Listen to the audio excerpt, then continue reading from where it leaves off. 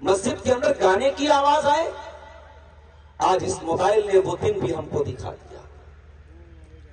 امام صاحب نماز پڑھا رہے ہیں, سورۃ الفاتحہ کی تلاوت کر رہے ہیں, پیچھے کسی کے موبائل پر گھنٹی بجتی ہے, رنگ ٹون بجتی ہے, اور اس بد نصیب نے اپنے موبائل پر کوئی گانا لگا کر کے رکھا ہوا ہے.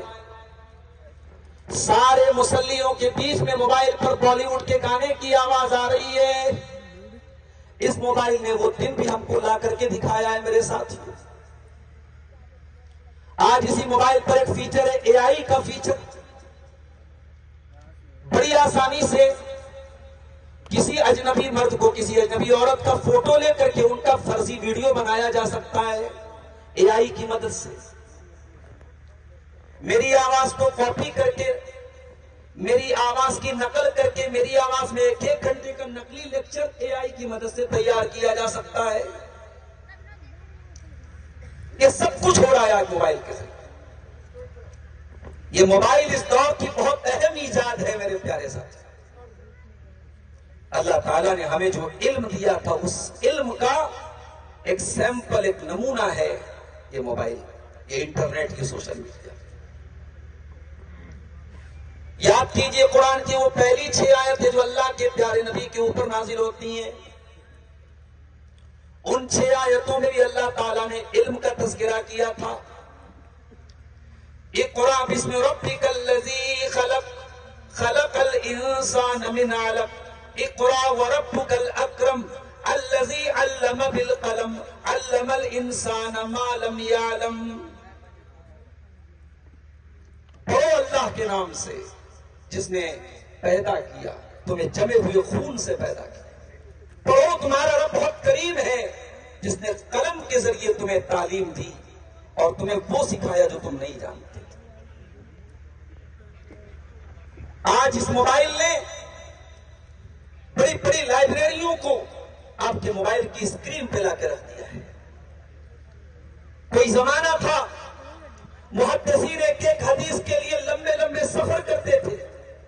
آج لاکھوں حدیثیں آپ کی موبائل کی اسکرین پر آپ کے سامنے موجود ہے. آپ جس حدیث کو چاہے سرچ کر سکتے ہیں, تلاش کر سکتے ہیں. تو فائدے بھی بہت سارے ہیں.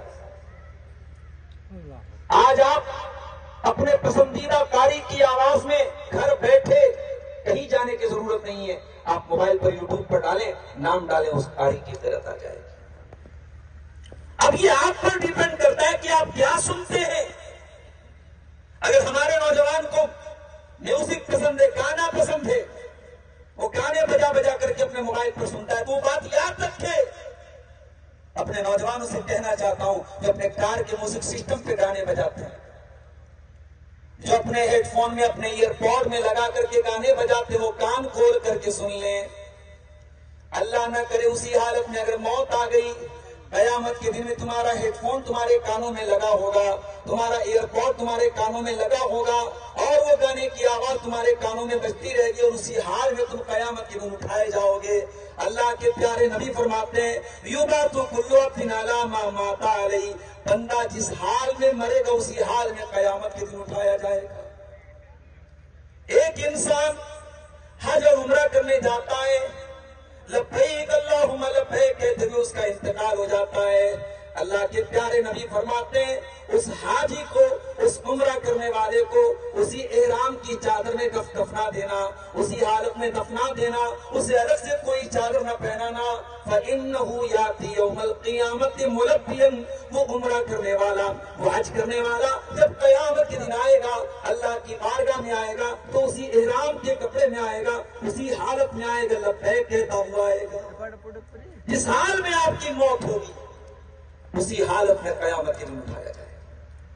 میرے پیارے نوجوان ساتھیوں, اگر آپ کو فلموں کے گانوں سے سکون ملتا ہے اور آپ کے دل کو راحت ملتی ہے, تو یاد رکھو اس کا مطلب یہ ہے کہ آپ کے دل کی موت ہو چکی ہے, آپ کا دل مر چکا ہے. اس لیے کہ قرآن کہتا ہے الا بذکر اللہ تطمئن القلوب, ایمان والوں کے دلوں کو تو اللہ تعالیٰ کے ذکر سے سکون ملتا ہے.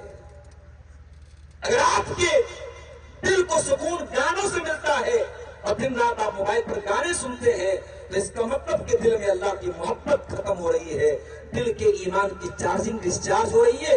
جاؤ اپنے ایمان کی چارجنگ کو پھر سے مضبوط کرو، اپنے دل میں ایمان کی چارجنگ کو پھر سے پیدا کرو میرے ساتھ۔ موبائل نے آج ایک اور گناہ کو بہت آسان کر دیا، بد نگاہی کا گناہ، گندی چیزوں کو دیکھنے کا گناہ، غیر محرم عورتوں کو دیکھنے کا گناہ۔ کیا عالم، کیا جاہل، کیا جوان، کیا بوڑھا فیس بک آپ کھول رہے ہیں، کبھی ایڈ کی شکل میں، کبھی ریلز کی شکل میں، کبھی ویڈیوز کی شکل میں آپ کے سامنے غیر محرم عورتوں کے ویڈیوز آتے ہیں۔ اور میں تو بہت ہلکا لفظ استعمال کر رہا ہوں، غیر محرم۔ اب تو باقاعدہ ننگی ننگی فلمیں بھی آج آپ کے موبائل کی اسکرین کے اوپر، آپ چاہیں یا نہ چاہیں، اگر آپ فیس بک چلاتے ہیں، انسٹاگرام چلاتے ہیں، تو آپ کے موبائل پر آ جاتی ہیں میرے ساتھ۔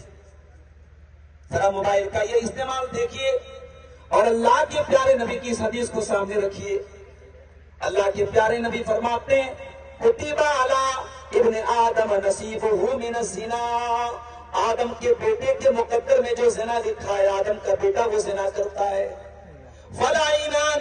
فَالْعَيْنَانِ زِنَاهُمَا النَّظَرُ وَالْأُذُنَانِ زِنَاهُمَا الاستماع وَاللِّسَانُ زِنَاهُ الْكَلَامُ وَالْيَدُ زِنَاهَا الْبَطْشُ وَالرِّجْلُ زِنَاهَا الْخِطَابُ۔ اللہ کے نبی فرماتے ہیں، آنکھوں کا زنا یہ ہے کہ گندی چیزوں کو دیکھا جائے، کانوں کا زنا یہ ہے کہ گندی چیزوں کو سنا جائے، زبان کا زنا یہ غلط باتوں کو منہ سے نکالا جائے، اور ہاتھوں کا زنا یہ ہے کہ غلط چیزوں کو ٹچ کیا جائے، اور پیروں کا زنا یہ ہے کہ غلط چیزوں کی طرف چل کے جایا جائے۔